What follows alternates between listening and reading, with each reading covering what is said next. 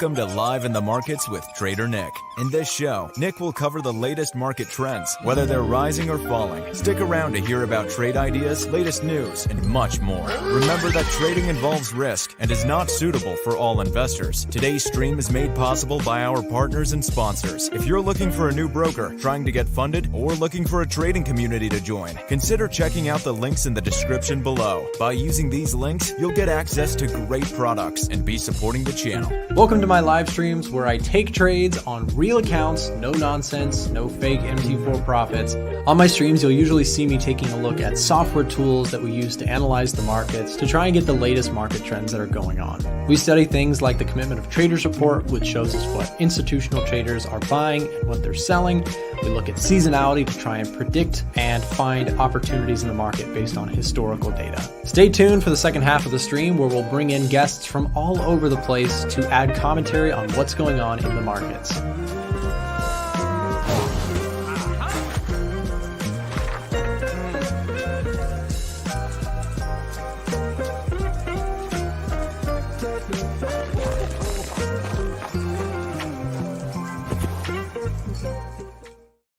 Good morning, guys, and welcome back to another live stream. I hope that you're doing well and thankful that we've already got 150 people hanging out on the live stream. Super cool that I get to do this every day. I am thankful every day just to be able to do this. I remember, guys, when I used to work a software job. And I did not like being in software development. It just wasn't me. I'm not to say that there's, I think a lot of people who are in software engineering are like super brilliant and super creative and intelligent. It's just not my spot.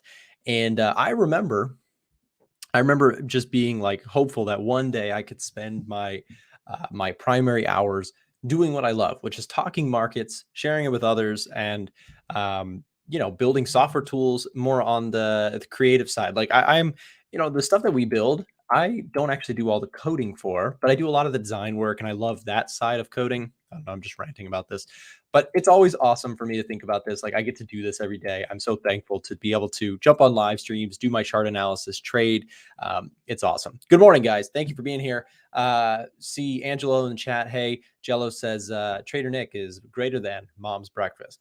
I'm going to have to disagree with you on that. I remember when I was a kid, my mom was so awesome. She would like make breakfast for us every day. She'd make, eggs and bacon or, whatever we wanted. It was awesome. I have the best mom. All right, let's take a look at some charts, see what's going on with the world here today. The S&P 500 trying to rebound a little bit, still holding on. You guys know, if you've been watching the stream, that I am currently long on the S&P. And against great criticism, I'm continuing to hold on to my long position. It is not the popular thing to be long the S&P right now. A lot of people super bearish on the S&P, recession fears, this, that, the other. But I'm holding on to a long position. So where does that leave me? Why am I long biased on the S&P? Well, from a charting perspective, we're staying healthy here. And my thought process is this: if the S&P 500 is going to fall apart, then so be it. I'm going to stop out if we break below structure here. Okay. And I'll show you guys my trade here in just a second, just so you know, I actually do have a position on. We'll show you that in just a moment. As it pulls back to this level, this is my line in the sand. If this thing breaks, I'm going to be out of the trade. So stop loss placement is below here. So we'll put this there just for reference. My entry is right around this area where we currently sit.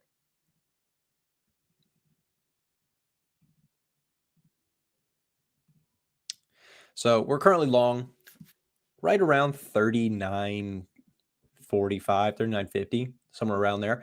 I'm currently long, and you have to admit there's a downward trend here, right? So Nick, why the heck are you buying it? Well, because it kind of depends how you're looking at it. Because yes, technically there's a super long-term downtrend that we're contending with.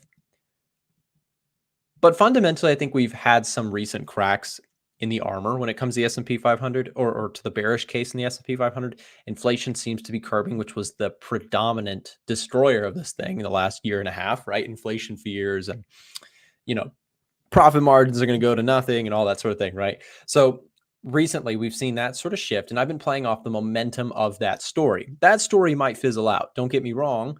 We've had a nice little run here, and that run might be finished.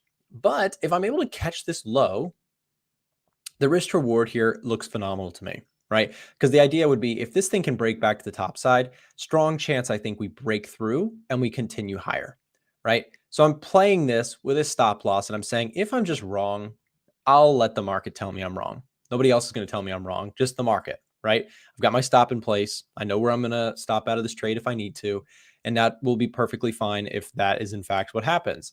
I've accepted the small risk to my account, and that's where I'm at.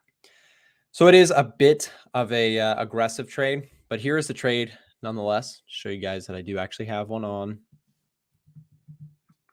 So I have VOO long. VOO on the stock market just tracks the S&P 500. So it is on a live account. This is my Webull account. If you're not familiar with US regulations, the reason we can't trade US 30, SPX 500, XAUUSD on our Forex brokers, the reason you don't see those symbols is because we can't trade CFDs here in the United States. That's not available to us on regulated brokers. And I like to trade on regulated brokers when handling larger amounts of capital. So I trade on Webull, and it's the same thing, but I still do my charting on TradingView and that sort of thing. It's just, to me, it's the TradingView charts are just undefeated.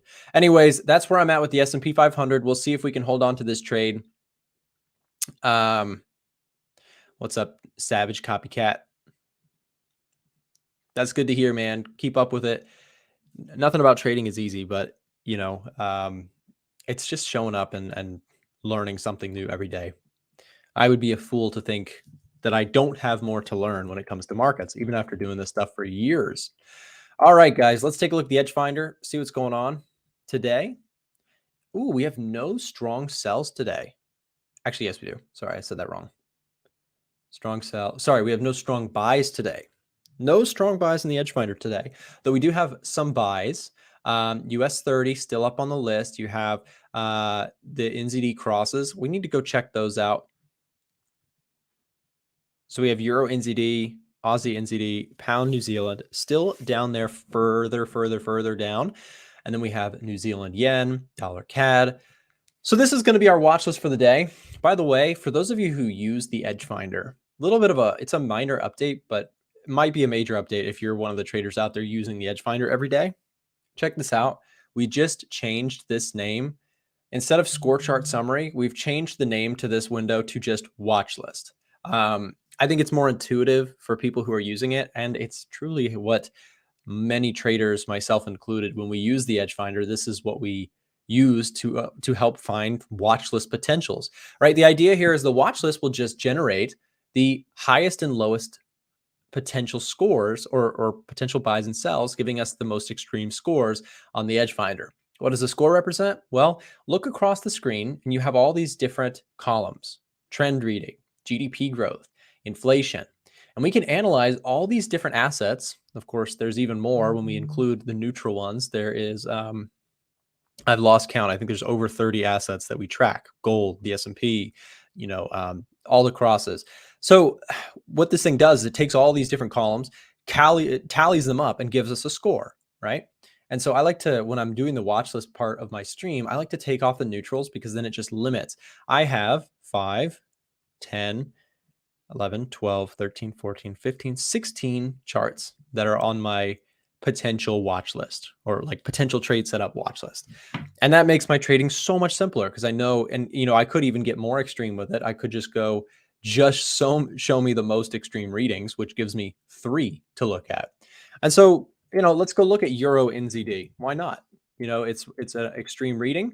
So I made some money on this one from the Edge Finder. I sold up in this area when price pulled back, gave me that entry for me, sold 1.07 lots and held it for several days, held it for about a week, closed out here. That trade was about a $1,700 profit. So, I'm looking for an opportunity to potentially get short again on the Euro New Zealand. If price retests this area, there might be another attempt. We saw a lot of rejection here. So watch that for that, you guys. For those of you who are Edge Finder traders, I don't even know there. We need to come up with some cool slogan or something. But for those of you who trade using the Edge Finder, there's a lot of you. That's something I'm watching for. It's pullbacks on this Euro New Zealand dollar cross. If we can get that, I will be paying attention to that for a possible sell. We're not quite there today. This is a 4-hour chart. So let's move on to the next Edge Finder watch list tool, the AUDNZD. By the way, you guys, we'll drop a link here in the chat. If you want to try out the Edge Finder for yourself, click the link that we're dropping in the chat. There is a way to get a free trial or request more information, chat with one of our team members. We have several people who are trained to assist traders with getting started with the Edge Finder. If you would like to get trained in how to trade with the Edge Finder, fill out this link, just dropped in the chat, and someone will help you out. Okay. So yeah. Next one, AUDNZD. We'll take a look at this one really quick, see if there's anything here. AUDNZD. This one looks like it's trying to pull back. Let's draw some fibs. So this one's still a little bit of a ways for me before I can get an entry, but there might be a second chance to try this area out here. The 38.2 looking possibly pretty juicy here if price makes a little bit of a run up into this area. So we just drew our fibs from the swing high around 1.082 down to our low, and it gave us these three levels, right? This is the technical side. So for the traders out there who use the Edge Finder on a regular basis, you know how this kind of works. We start with the Edge Finder, we build a fundamental and sentiment-based bias, then we look for technical setups. And so it adds that confirmation to the technical side of the trading, right? I think I saw a poll today by my friend Jess, Forex 101, not Forex 101, Forex Tips 101 on Instagram. She put out a poll, and her poll requested people to choose whether they use or they prefer fundamentals or technicals. 90%, off the top of my head, I think it was like 90% of that poll, people chose technicals. And I get it. Technicals are awesome. They can be really, really handy. But the point is, if most traders only focus on technicals and most traders also lose money, there's probably something there where like fundamentals are a key missing factor for many traders. And the big reason for that is because fundamentals are more difficult. There's just more to know and more to learn, in my opinion, when it comes to fundamentals. That's just, again, that's my take on it, but fundamentals are tricky. There's a lot to them. The Edge Finder tries to make that a little bit easier. So if price pulls back, again, we have confirmation from the Edge Finder, 38.2. That level looks pretty good, in my opinion, for a sell attempt. Still considering the fact that we could be wrong, right? We're not guaranteed a win or anything like that. But something like this, where we give the stop above the 50%, that's a 40 pip stop, looking for continuation play on this downtrend. Sure, it looks like it's oversold, but that's a trap that we've talked about many times on stream. You know, when something seems like it's gone too far, oftentimes that's just before it goes further, right? That's the tricky part about markets. You know, people trying to buy the bottom or sell the top, it's a tricky way to play the markets. I find it to be incredibly difficult compared to just going with the flow and looking for opportunities, because I think trend following is a little bit more forgiving than trying to just jump in front of a train. Just, you know, from my own experience, everything sort of got a lot easier for me once I started going with the momentum with my discretionary trading rather than trying to go against it. So yeah, I do like AUDNZD on a pullback. So that might be one to watch out for. Let's see what else we have. So some of the NZD crosses still coming up high on the list. Are any of those pulling back here today? What's NZDUSD doing? Still quite high. NZDJPY. Look at this. It did give us the pullback, but I missed it. Look at this, kind of a nasty pullback, though, to be honest. Look at the 1-hour chart. If you tried to catch the level that I thought, being completely honest, I probably would have gotten stopped out here. So if I tried to buy this thing where I liked it, it looked like the market wanted to test further. It came all the way down to the 61.8, double bottomed, and rallied. So this is a tricky part, right? This is why we talk about entries. Entries are hard, man. People focus so heavily on the entry point. and we talk about this often, the exit point, in my opinion, is even more important. Because let's just say I did catch this, if I only took it right here and I took profit right there, I left a lot on the table, right? So the exit, when you do catch a good winning trade, how you handle it is more important. And how you handle losing trades, in my opinion, is more important than just focusing so heavily on the entry. Yes, entries are important, but they're not the only thing. I do like NZDJPY long, but it seems like I might have missed the trade here. Price did come down, pulled back, but I was not able to catch that. And look at this. It even gave you the second entry. You can see how price is moving so clean here now. Look at that 61.8.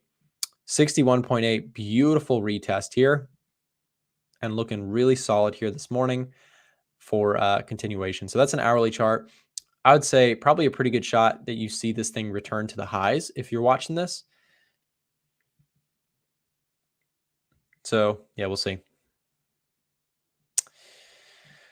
Jello says, that's true. I'm not exaggerating, but I purchased Edgefinder 2 weeks ago and got my first 3 straight wins in months because of the bias watch list, which is the NZD pairs.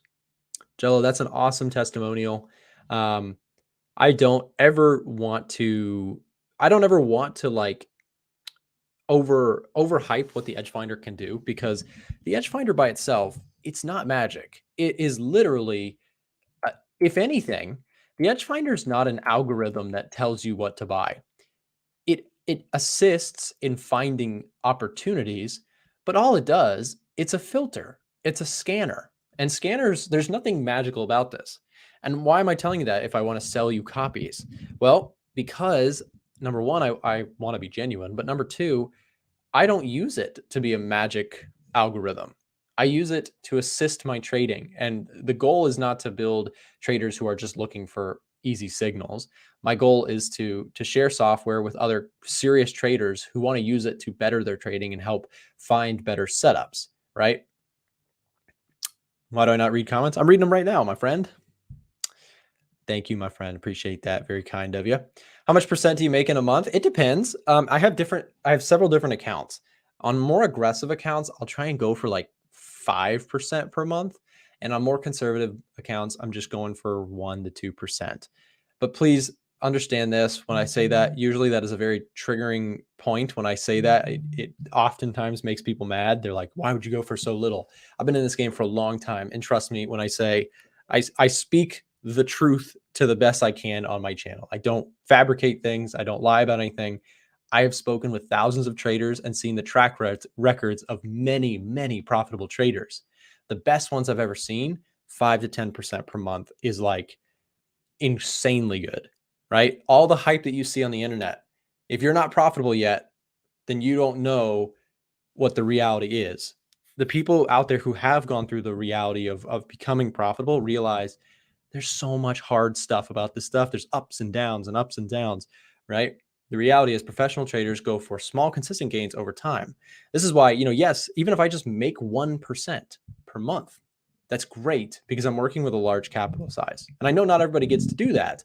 That's why prop firms are very popular as well. People go the prop firm route. And even on a prop firm, if you make 3% on a $100,000 account, that's $3,000, right?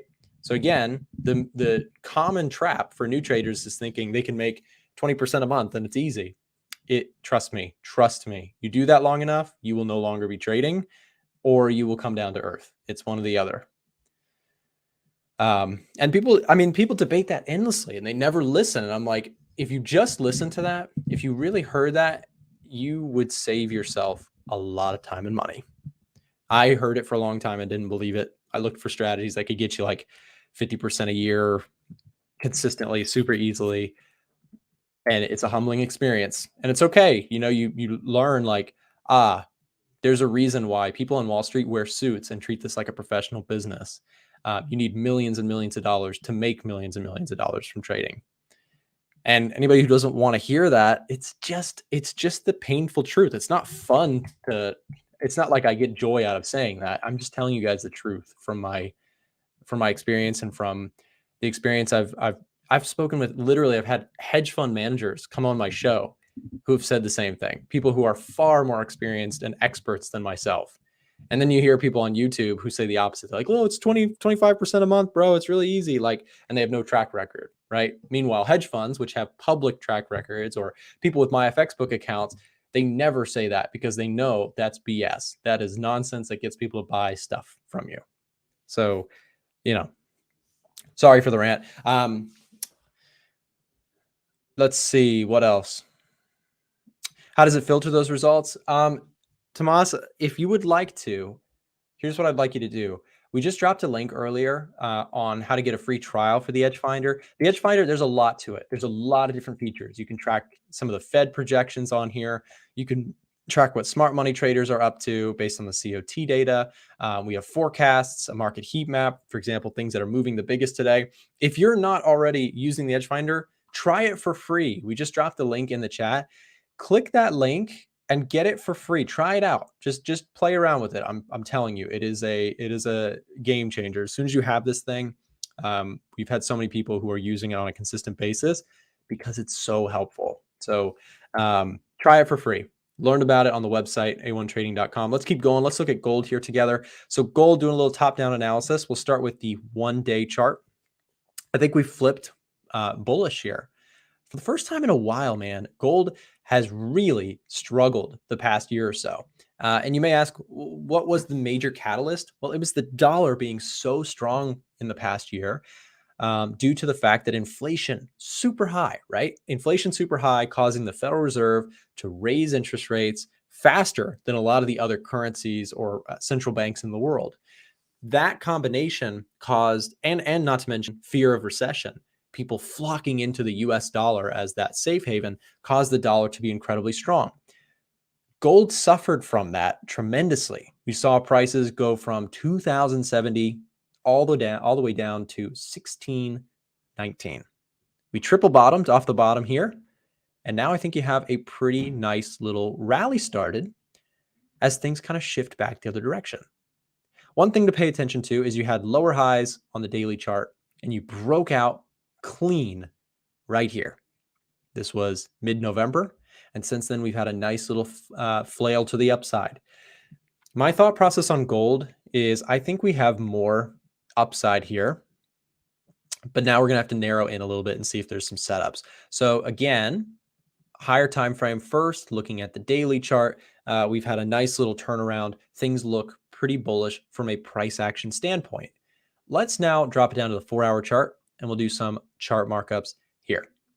So one thing I really liked is that we did in fact find buyers here. So we put in a nice higher low. So higher low comes into play right around here, 1765.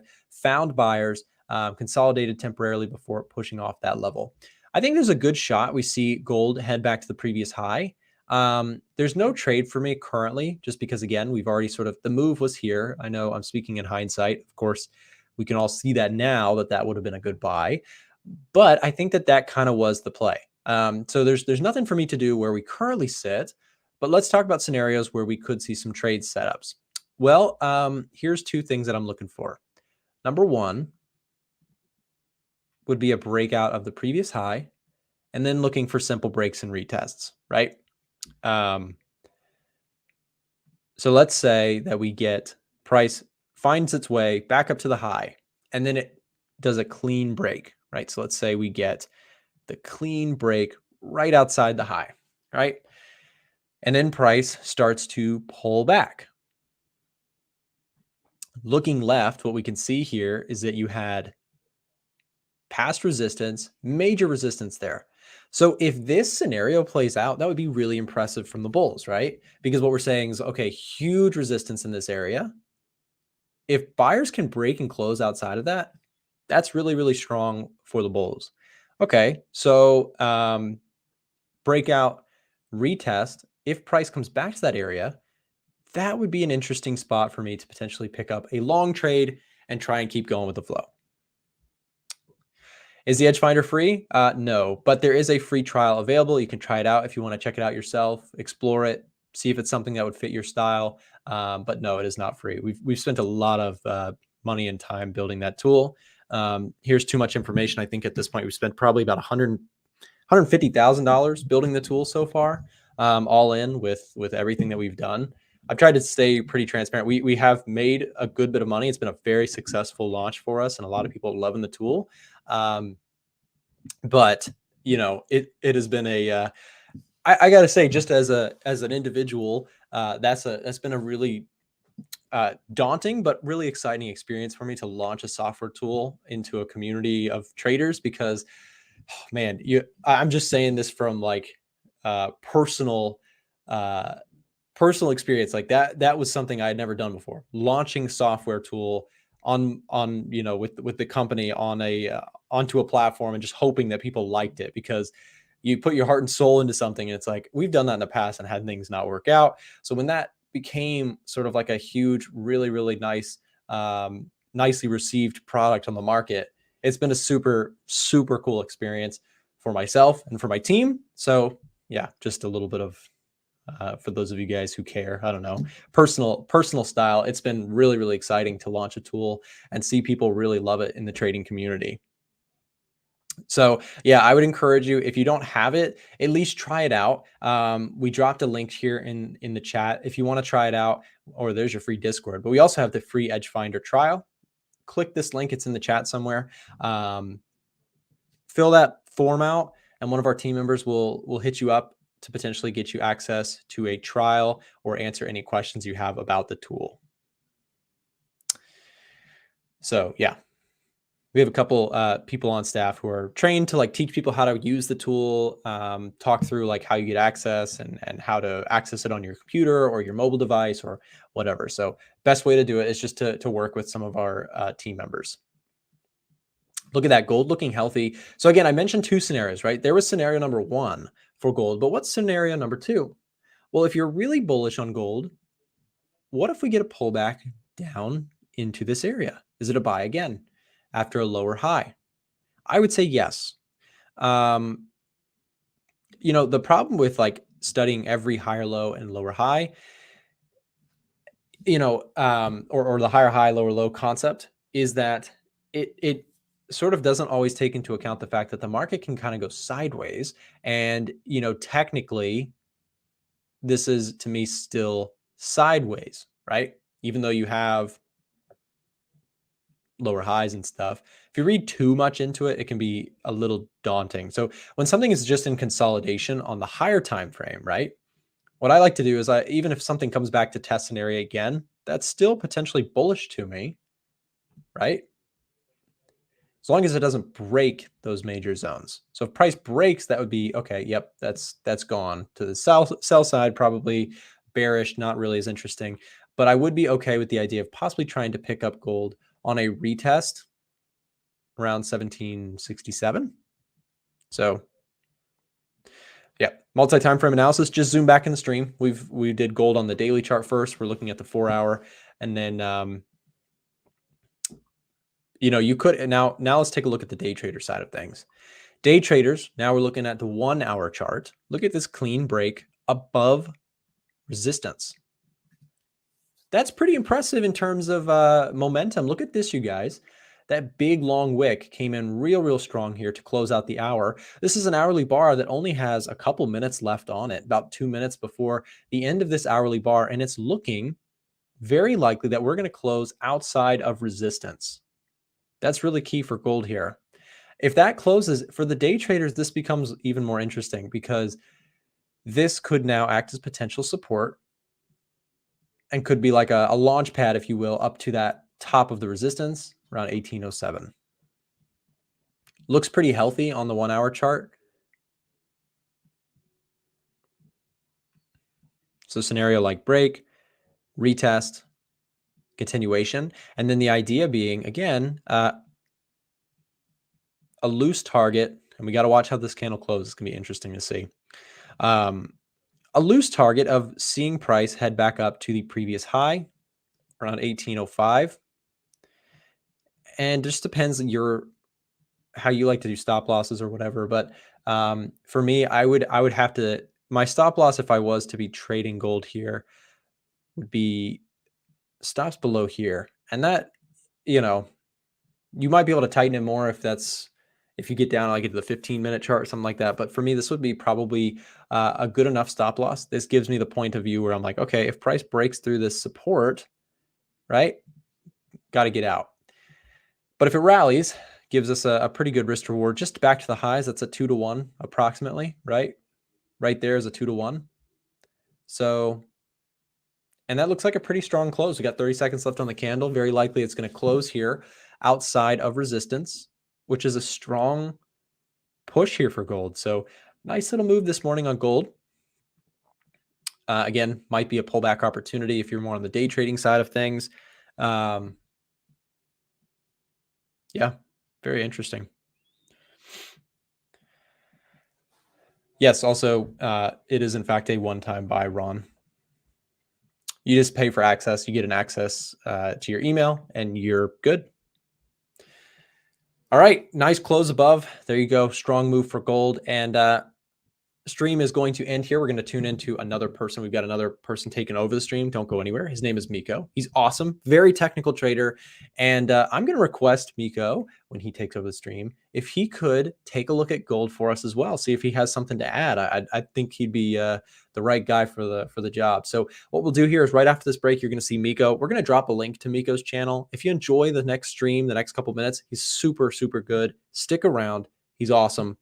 We'll see him right after this.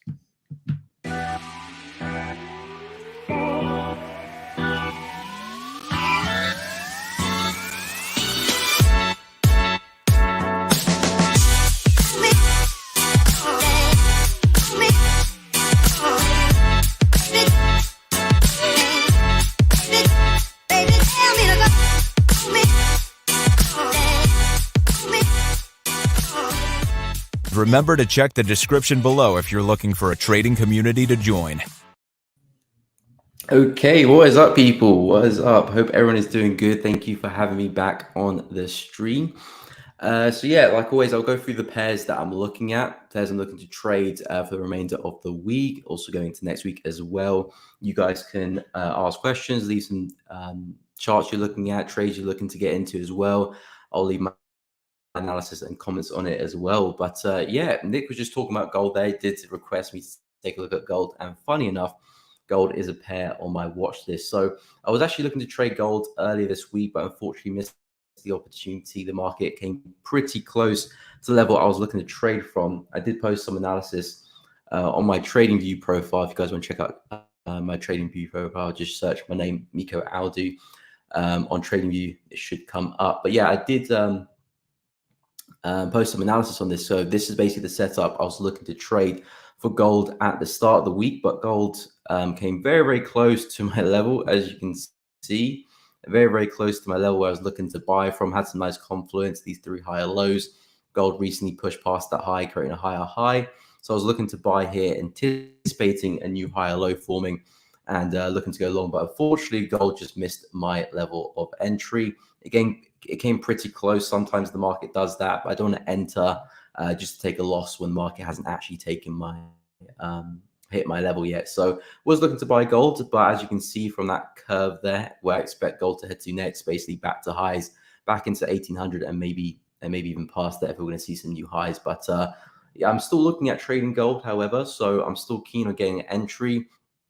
I'm actually hoping that gold can either break through this level and give me a retest, or actually pull back all the way back down here. So those are the two entries I'm kind of considering now after, you know, the market most likely is not going to come back down here. I mean, it still could. If it does come back down there, I'll still be looking for my entries as the exact same setup as I discussed earlier. It's the exact same setup. So even if we do come back down here, I'll still be looking for longs. But it looks like the market is now breaking through this resistance. Pretty strong close there on the 4H time frame. So yeah, the market looks good to rally. If you can get a retest of that level, I know we had a retest in the lower time frames with wrong time frame. I know we had a retest in the lower time frame with the 15-minute candle, but I only go as low as the hourly to find my entries. So maybe in the lower time frames, you could have got some entries there. But now that we've got that 4H close, I want to see a 4H bearish candle come back in, and that's when I'll look for my retest entries to go long, and natural targets would be back to the highs for gold. But yeah, I'm still looking at gold going higher. I mean, we're looking at the daily time frame Trader Nick, and I agree. The market is still looking pretty bullish here with the higher highs and higher lows. We are trading into this prior high here, so that's just one little red flag to watch out for, because if the market is going to roll over, it could be from this area. But if I just focus on this price action here, most likely we are placing another higher low to rally. So I'm looking at gold buys. If we do break back underneath, it's not the end of the world, because I do expect us to find some feet back down here as well. In fact, if we do that, the risk will be slightly better anyway. So I wouldn't mind gold coming back down for one more push.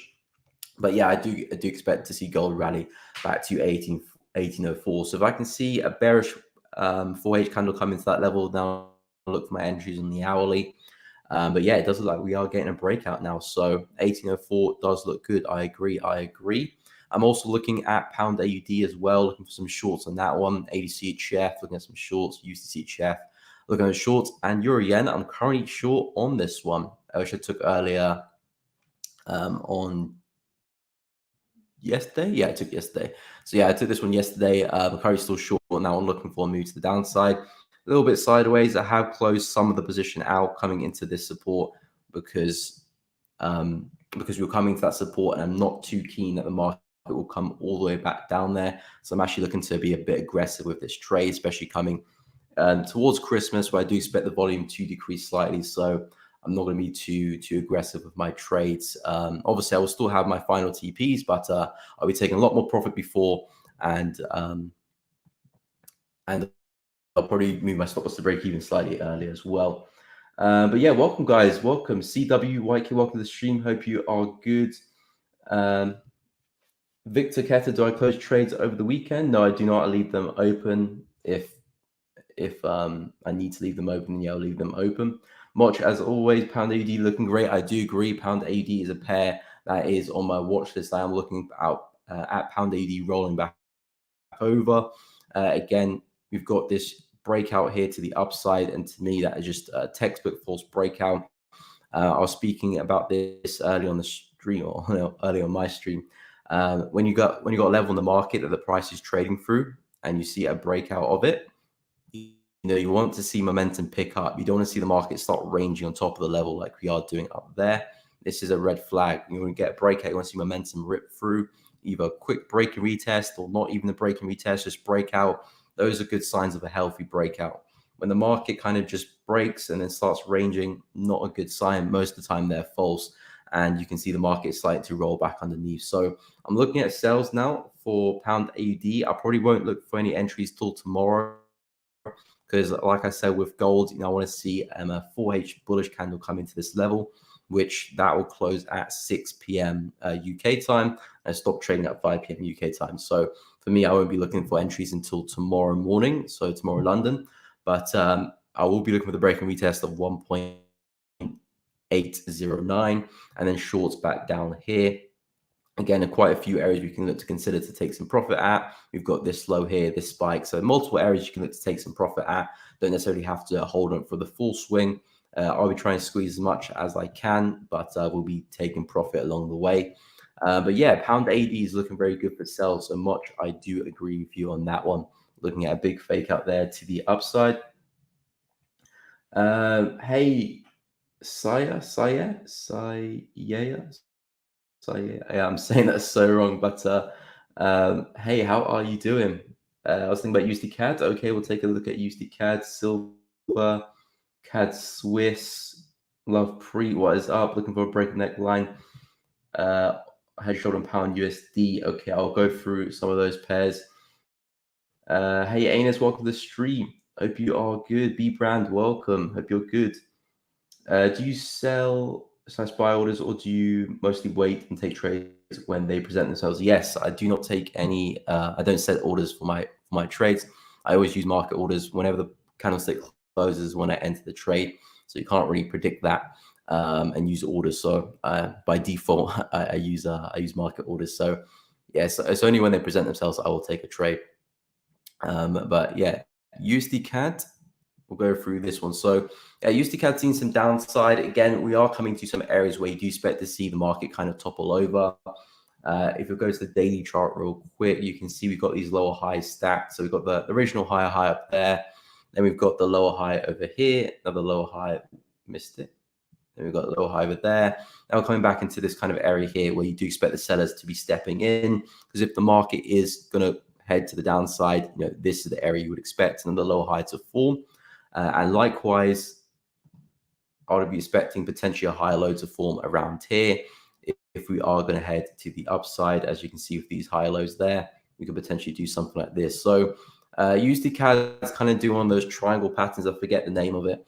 I don't really like necessarily trading them, but we've got kind of lower highs coming together. We've got higher lows coming together. So it's kind of squeezing in that kind of pattern. And normally they have quite explosive breakouts. And that's normally when I start looking to enter the trade. Once we've had the breakout, I'll look for the retracement and follow the trend in that direction, whether it's down or up. Not too bothered, to be honest, because we can trade in both directions. But trying to guess which way USDCAD is going to go, a little bit difficult in this area. On the lower time frames, however, you can find some nice sells here and just take advantage of what the market is doing. But as to which way the biggest swing is going to happen, yeah, I'm still undecided for USDCAD. But go back in the 4H time frame, we are bleeding a little bit to the downside there. So I would expect this momentum to continue back down to this 1.35 area, some key resistance in this area there, and also key support, as you can see. So there's a good chance the market's going to be attracted to this area at 1.35, and I do think we have a good reason to believe we could get a bounce from that level. Trendline support resistance, whether we break to the upside and see that, or it's just going to be a short-lived bounce and see this, is going to be up to the market. But if you're looking at USDCAD, I would wait patiently if you're not already in the sells for price to come back down in this region here. I do think there'll be some nice buys on the hourly, 30-minute, probably get a nice 1-to-1, 1-to-2, whatever. And if you're looking at sells, then you want price to push higher, something like this, and then some sells up there. So looking to sell high, buy low is what you want to be doing, because for me, the market's kind of just squeezing, no real obvious direction there. But yeah, that's my take on USDCAD. Let me know if you're looking for something similar. Okay, so USDCAD, I'll jump onto silver, CAD Swiss, and pound USD. Am I Nigerian? Well, yeah, I'm half Nigerian. My dad's Nigerian, and obviously, well, not obviously, you wouldn't know that, but yeah, my dad's Nigerian. My mum's Zambian and half Polish as well. So yeah, I'm half Nigerian. Okay, so where is CAD Swiss? CAD Swiss, where are you? There you are. Okay, CAD Swiss. Okay, I have been a little bit neglected of this pair. Haven't looked at it for quite a while. Well, I have looked at it weekends, but not really in too much detail because I'm not really interested in trading at the moment. But we've been rolling over to the downside quite aggressively. And it looks like we are coming back into this kind of all-time low support. If I do zoom out, you can see, from the start of price from 1983 or whatever. This is where prices form that support, and that's probably where we're heading towards before we get a major bounce, maybe even lower as well. So with CAD Swiss, the over direction is pretty clear to the downside. That's where the overall momentum is. That's where we want to be trading towards. But I would wait for a bigger pullback. The market is very, very corrected now. I don't really like trading when it's corrected like this. I like trading when the market is just starting to push. But when it's really corrective, for me, that's a representation that the market's running out of juice. I know it's still been falling. But I don't really like entering trades in this kind of period. So if I was looking to trade this, I'll wait for the market to give me a bigger move to the upside, maybe a major lower high somewhere, coming to this kind of zone, even into this area here. And that's when I'll be more interested to play some sells, because then we've had a healthy retracement, and most likely we're going to form that next lower high to get that move into 0.68. So CAD Swiss for me, sells look fantastic, but I would wait for a bigger retracement to happen. 0.698, 0.708 look like good areas to short from. Yeah, in this area, could be some sells on the break and retest, but I don't really buy it. I wouldn't expect the market to go too far, just based on how corrective it is. So yeah, CAD Swiss looks good for shorts, but I would wait for a bigger retracement, and then we can look to set it back down again. So yeah, hopefully that made sense for CAD Swiss. If not, let me know. Okay, I'll take a look at silver popcorn. And I'll go over to pound USD 2.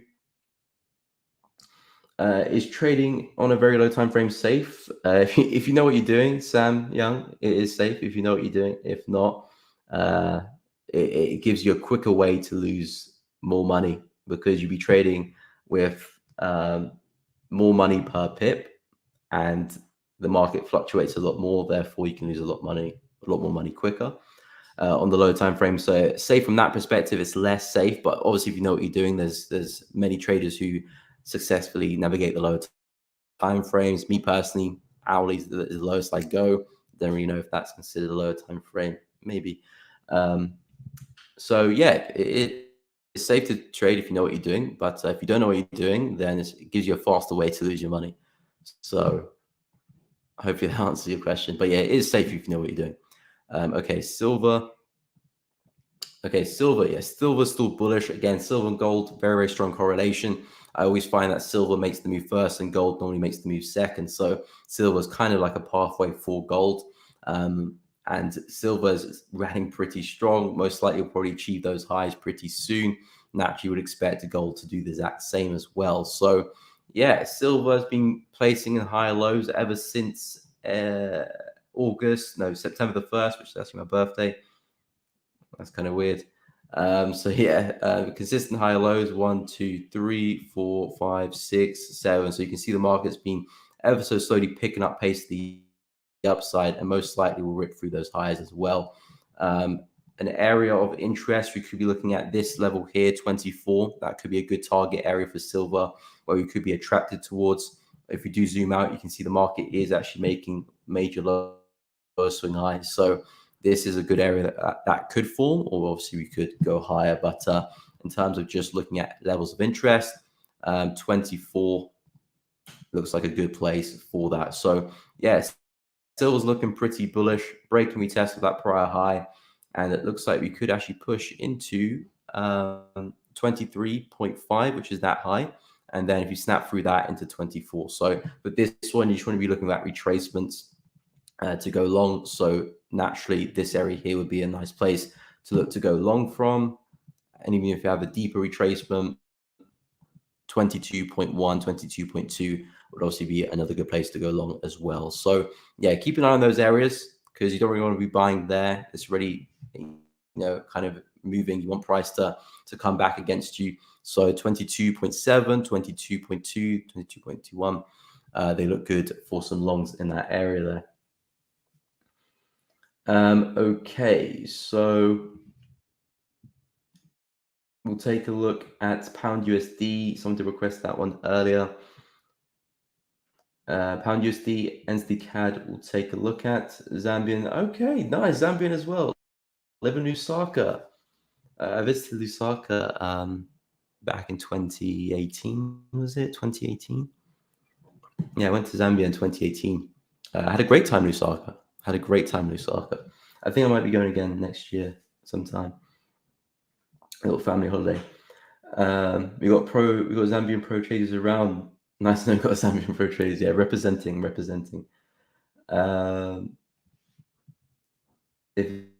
If it's analyzing the higher time frame, you can sync with that move. Yeah, obviously multi-time frame analysis would definitely help. Direct where you're going to go, because obviously the low time frames will fluctuate more and they're less true to the bigger picture, which is a big reason why I do like looking at the daily, the weekly, and the monthly. Not so much just to trade, but just to know, okay, the market overall is moving up. Therefore, I would always favor buys in that market. It just makes sense. And likewise on the lower time frames as well. You just have a little bit more confidence in the direction, and it means you're less kind of baffled by each fluctuation from every minute to every hour. Okay, so pound USD, we'll take a look at that one. So pound USD still bullish, still creating higher highs and higher lows. Is someone saying looking to go long, short? But yeah, you can see the higher lows the market is making, potentially another one there as well. I did say on my stream I was looking for price to come a little bit deeper. Looks like it may not be doing that. To be honest, not too bothered, because I'm not really looking to trade pound USD this week, but this would be the level I would look to enter from. And naturally speaking, looking for pushback to highs. I reckon a good buy would be if we can break through this resistance on the lower time frames. So people like the 30 or the 15 minute could find probably a nice little setup here, breaking above this zone, which is 1.223. If I do measure that, looking at about 70 odd pips to the upside, so not bad pip range there. If we do break through this, there's a good possibility the market will make its way back into 1.23, back into those highs there. This looking like a big, okay, I see the inverse head and shoulders you're talking about. Nice. So yeah, I do agree. Snap through that neckline. Very, very high probability for us to make it back to 1.23 and maybe some higher highs as well. I mean, pound USD has been heading to the upside since that big crash. Obviously, back down here has been heading to the upside. So I don't see anything wrong about looking to go along with this pair. Obviously, make sure you're at least buying from support rather than buying to resistance like we are right now. So if you can break through that, that'll be nice. And probably looking at a 30 or 50 minute for that break and retest just to maximize the risk reward. And naturally speaking, targets back at highs. So yeah, hopefully that made sense. NZDCAD we'll take a look at. NZDCAD and USDJPY will take a look. Proud of you coming from Nigeria. Well, thank you. Much appreciated. Okay, so NZDCAD. Okay, so NZDCAD, yeah, NZDCAD exceptionally bullish. I'm looking at this one to roll over pretty soon because zooming out again using the higher time frame style advantage, you can see the overall kind of structure of the market has been ranging, but ever since kind of 2017, we've been slowly making these lower highs here. So I'm expecting another one to form for another move down eventually. Again, it's the monthly time frame. It'll probably take its time before something like that happens, but it means that I'm not so aggressive. If I do look to go long on NZDCAD, I will be not looking to push the trade too far. And if I do get a good sell, I could make a really good swing trade from around this area. But currently the market is still extremely bullish, so I'm not looking to sell the pair at all yet.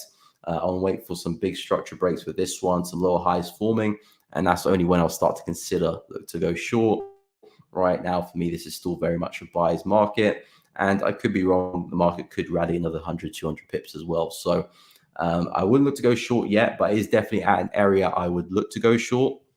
Now I just want the market to print me some price action that tells me we're shifting from bullish to bearish, breaking structure, some lower highs, and then I'll start looking to go short for this one. So this one's keeping the watch list. I don't think anything major will happen in probably until January, at least for a setup that I'll be looking for anyway. So yeah, it's a setup to keep in the back of the head for now, but I do think some nice swings could be coming from that one pretty soon.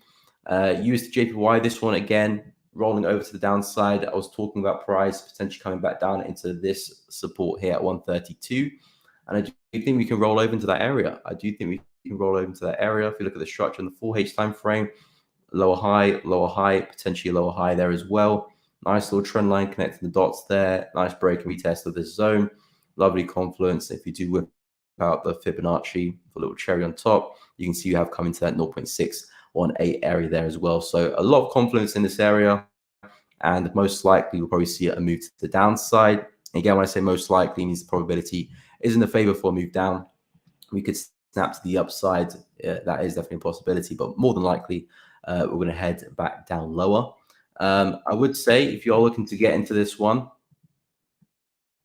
you can probably look to increase the probability and also maybe maximize your risk to reward as well if you do wait for the break and retest of this support level, because we do have a kind of makeshift head and shoulder pattern here. So left head and then the right shoulder, which is just forming now. So this is the neckline around 136.242. If you can break through that, the retest of that would look very, very nice indeed. Again, hourly 30-minute time frame for the entry there. Nice engulfing candle would be nice. And then, yeah, a pushback down to these lows. If we're lucky, maybe 132 as well. But do zoom out onto the daily time frame. This is where the market has been finding support here. Bounce there, bounce there, bounce there. And we rip to the upside. So we do know a lot of buyers are lurking around here.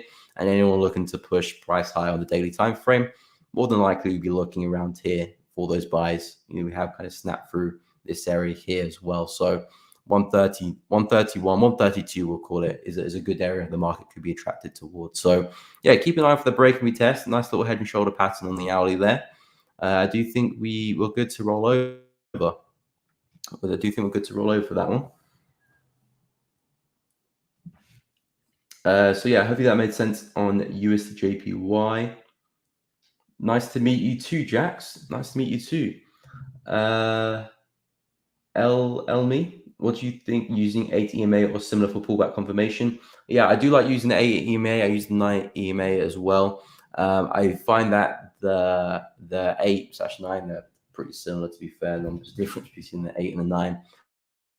But I do find they do work well on the higher time frame. So if I'm using like the 9 EMA, I do like it on a daily because it gives me a nice kind of tightly knit moving average on the daily candlesticks. And they're quite powerful because if you can see the market is still hugging the moving average, then when you come into your chart for the day, all you're looking to do is waiting for a down move, waiting for a pullback on that day to buy back up, because you would expect to see a bullish day more than likely. So yeah, the EMA does work well. Obviously, it's just for kind of trending markets. I would avoid it when the market is kind of doing this though, a little bit sideways here and there. This is where the moving average doesn't work as well. But when it starts seeing a lot of momentum, like USDCAD has of recent times, I mean, this moving average just kept bouncing from it. So it does have moments when it works well. Here, not so well at all. But when the momentum's in the market, it does work well, which is why I don't use it all the time. But when there's momentum present, like here as well, it does work a treat. So yeah, I do like that for pullback confirmation. But I do only use it on the daily though. Euro Swiss, cute. We'll take a look at it. My Niger Kai, we're here, man. Love to see it. A lot of Nigerians on the stream. Big up. And Zambian as well. Do you think having a group of pairs to trade it is good, or maybe just trading all of them? I would say probably if you're starting out, definitely having a group of pairs to trade is probably better than doing all of them. Just because all of them might be too much information at once, especially if you're new to trading. It'd be a lot to digest. If you're only just focusing on this chart, there's not a lot to go around apart from this. If you're going through so many pairs, then there's a lot to go around, probably confuse yourself, probably end up over trading as well. So I would say, yeah, have about 4 or 5 pairs to look at. Obviously, me personally, I do trade all these pairs, but each week I do have a watch list coming into the week. So I only go through the pairs on streams, but for my personal trading, I already know what pairs I'm looking at. So, all these pairs we're going through here, I'm not actually looking at my personal trading. So I'm only focusing on about 5 pairs on my personal trading, which helps my focus and obviously stops me from over trading or anything really. So yeah, I would suggest if you're starting out or if you're struggling, just focus on little pairs. Less is more. And if you want to add in the future, feel free to add. But yeah, I'll focus on less. Okay, so EuroCHF, someone requested. Yeah, EuroCHF is a bit of a myth at the moment. It's very corrective. I'm not a fan of this price action at all. You can see it is just moving to the upside, all these higher lows. So it's a very weak uptrend. I did say on my stream earlier today that if you can get a breakout of this resistance here, nice little retest could provide a good opportunity to go long into this prior high up here. But it looks like the market's failing on that break. Again, the breakout's been very poor. This is a very poor breakout. You want to see some nice confident candle closes above. This is very weak. Some people will say, yes, slightly closed above, but I wouldn't trade that personally. So yeah, EuroCHF is still making high lows. There potentially could be a little buy set up here to take it up higher. I personally wouldn't, because we're starting to see the market fail at these highs now, which is not a good sign. Yeah, it just depends which way the market wants to break out. It could break to the upside and see a push into that. In that case, wait for the break and retest to take the buys. Or we could snap through this, and that could be the start of a bit of a bearish trend and the higher time frame trend kicking in, and you could see the market work its way back down into these lows here, and some nice sells on the pullback could be nice as well. So yeah, I would say if you're looking at your CHF, wait for the breakout, because everything is very corrective in this area. And I think any trade in this area here is most likely not worthwhile. And be very, very corrective unless you're looking for a quick scalp, maybe. But even EURCHF is not really the best pair to scalp anyway. Explain correlation for us to know the best trade to take in a day. I wouldn't say correlation gives you the best trade to take. Correlation is it's not like an indicator to buy or sell. Correlation is just the fact that, for example, Euro USD and Pound USD, obviously they're partnered with the dollar currency, so they're going to have similar price action in terms of the dollar is going to be a big effect on Euro USD and a big effect on Pound USD. So they're going to be heavily correlated in terms of the direction of their trend. Obviously, Euro and Pound are different currencies, but they're quite similar as well. But they will have their own kind of input, which is why they're obviously slightly different. But in terms of correlation to find a trade, I mean, I suppose if you're looking at the DXY, which is looking bearish, you can take that information to the euro. But I'm a big advocate of just trading what you see. You know, if the Euro USD is trending up, look for buys. Obviously, if it's a part of your plan. If Euro USD is trending down, look for sells. I wouldn't say, okay, Euro USD is looking bearish, and now I'm going to go and trade Pound USD short. You know, I'll only look at the chart in their own respect. But yeah, dollar pairs will have a lot of correlation between them. Gold as well. USDCHF. Okay, we'll have a little look. See. I think it will be a long-term downtrend. Which okay, Pound CAD. Yeah, kind of similar. I'll take a look at USDCHF as well. Kind of similar to what I said earlier on EuroCAD. What did I speak about? No, NZDCAD. Sorry. I do think Pound CAD could look to kick in bearish pretty soon, coming back into this kind of area here. But yeah, nothing quite there yet. So we could be looking at a big topple over, a big lower high forming. Same way I say with NZCAD, we could be seeing a big lower high form, but there's no evidence yet. There's no evidence. So looking to short now is pretty aggressive. Not that I say it won't go down, but it's just a very aggressive trade and a trade that I would avoid. But the sells I would be looking for, but I want to see price start breaking some structure first. Give me some lower highs, and then yeah, I was sure entertain that. And yeah, we could topple over big time.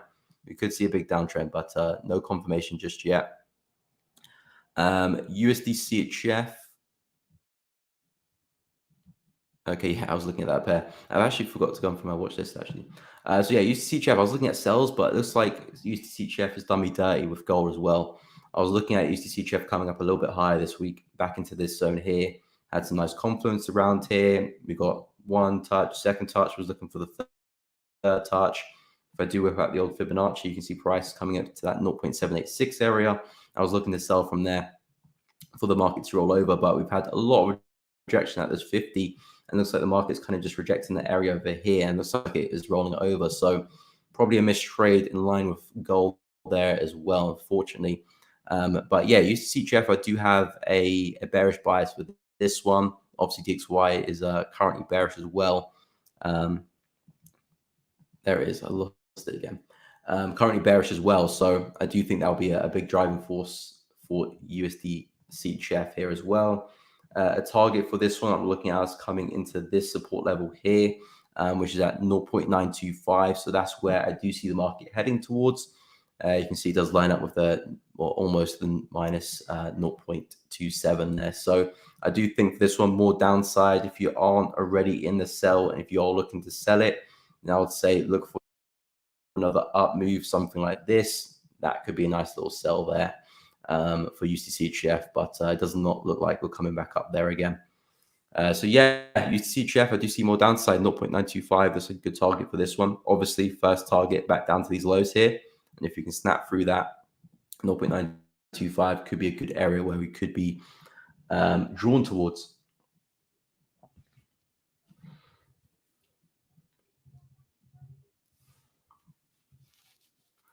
Okay, so CHF JPY. Okay, I'll do CHF JPY, NZDUSD, and I'll do CAD yen as well. So yeah, CHF JPY, NZDUSD, and CAD yen to finish up. What currencies are correlated? Yeah, just any currency with the same kind of well, if you're talking about specific currencies, then like euro and pound are quite heavily correlated. The AUD and NZD are quite heavily correlated.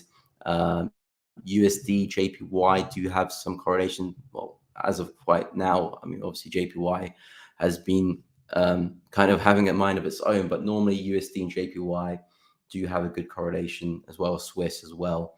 Yeah, the main kind of correlation you look at is kind of like dollar and gold. If gold is if dollar's falling, you expect gold to go up. If dollar's falling, you expect Euro USD to go up. That kind of correlation. But if you're talking about specific currencies, then like Euro, Pound, AUD, and NZD are quite heavily correlated. I wouldn't say enough for me to just go and trade it just because they're correlated, though. Like I said, I always trade the pair I'm looking at. Okay, so I'll go take a look at CHF JPY, NZDUSD, and CAD yen. Okay, so CHF JPY. Okay, CHF JPY. Oh, I did not mean to do that. Okay, so CHF JPY overall, very, very bullish market. We have been rolling over, but if we zoom out and see what the market's doing, this is an extremely bullish market. So, 7-8 times out of 10, we're still likely to go and take out these highs. We're still likely to go and take out those highs eventually. So I do think some sales will be good, but I wouldn't marry them. I wouldn't hold them for too long. So this zone here looks like a good place to short. Reason being, we do have a nice level here, which lines up pretty well from 0.618, if I draw it accurately. A nice level there. I do think we can come into this level, probably snap bearish, and I don't think we'll probably get much out of it. Something like this could be a nice little trade there. Maybe on the hourly time frame, 1 to 2, maybe risk reward, depending on the entry. You could probably get something like that for CHF JPY. Yes, we could probably see a sell-off back down to these lows. But like I said, the high time frames are exceptionally bullish, so I wouldn't really be too aggressive with the sells, just in terms of probability and just trading in general. Probably don't want to be going against that. If we start taking out some major highs, then yeah, we can start looking for some longs again, or even come back down and retest the support. But I do think this level could give you a good bounce. But like I said, I wouldn't push it too far. NZDUSD, again, another dollar pair, still expecting a push back to highs for this one. Looks like the market is printing another high low. I don't think we quite came back and retested this structure there, unfortunately. But for zooming out, the market is still kind of obeying this larger trend line here. Nice little bounce off that kind of area there. Another high low. Yeah, for me, NZDUSD is a still very much a bullish market. On the lower time frames, if you can snap through that high, a nice little retest of this could be a nice little buy there. And the USD is really having the time of its life right now. A nice little break and retest that could be a nice buy, or even another push slightly further down into that support there. Into this support here could be a nice buy as well. Got the trend line and the support there. But yeah, this market is still pretty bullish. So most likely we'll return back to highs at 0.64, 300 there. So yeah, still bullish on that one. And to wrap it all up, we'll go with CAD yen. CAD yen, again, still bearish for this one. You have actually snapped through some key structure on the left here. Very, very important structure broken through on the left there. So I do think CAD yen can reach back down at these lows here, which is at, was that 98? So after breaking structure, personally for me, I'm waiting for a bit more of a push to the upside first before I look to sell. We've had this humongous bearish move here, taking out some key lows, wiped out. So I do want to see a bit more of a bigger correction and then a sell off to the downside before I look to get involved. But if I do drop to the low time frames and just talk about the immediate price action, you can see the market is still printing lower highs. So if you can respect this area here, this could be a nice little short warming up for us. Again, obvious targets back into that support and got a support here. I do want price to have that bigger move up, but we might sell off. We might sell off without me, which is perfectly fine. But CAD yen, I am looking at a push back into 98. So see if we sell off now, we'll have a bigger retracement, and then I'll look for the bigger down move for CAD yen. But yeah, So yeah, the pairs I'm looking at, obviously currently trading Euro Yen, which is moving a little bit sideways. I'm still looking at USDCAD shorts back down to 0.925. Looking at some gold longs, pound AD, we've had a nice little breakout. So I'm looking at sells back down into that. AUDUSD as well. It's a very, very choppy pair. I'm looking to see if we can get one more push up, and I'll look to sell from these highs because I'm expecting this pair to eventually reach back down at these lows. So if I can get moved back to the highs there, I'll be keen to short, but I'm not really looking to trade within the range. Just looking to sell high, see if we can catch a nice swing into those lows or at least back into that level there. But yeah, guys, that's the pairs I am currently looking at. And I hope you guys have found the stream useful. Like always, I think A1 Trading Nick have left a link to my channel in the comments. So if you want to check out my analysis further, feel free to go and check out my YouTube channel. Pretty sure they left the link there. Yes, they have there as well. So feel free to go and check it out. But yeah, thank you so much for watching, guys, and I'll catch you all on the next one. Thanks again for watching today's show. Our goal at A1 Trading is to continue to share free value to our audience through daily videos and articles, keeping you up to date with the latest market coverage. If you enjoy our content, make sure to subscribe for more. And remember to check the description below if you're looking for a new broker or looking for a trading community to join.